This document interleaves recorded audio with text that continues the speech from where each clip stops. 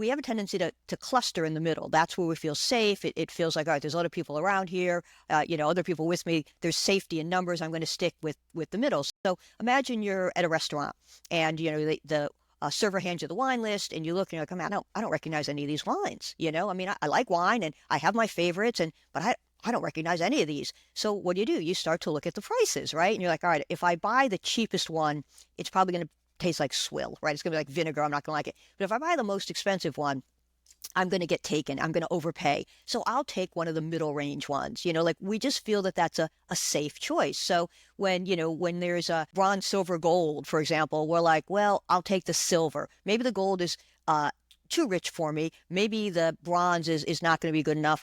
I'll take the silver. To your point, some people will say, you know what? The best one is going to be the most expensive one. The best one is going to be the gold one. I want that.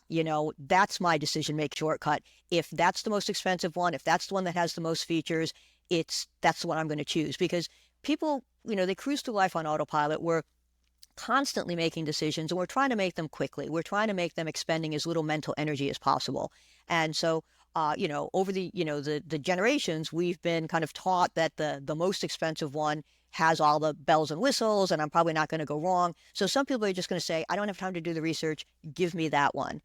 That's the one I want. And it also says something about me. It says that I have expensive taste, or it says that I can afford the best one, or it says that I'm successful enough to need the best one.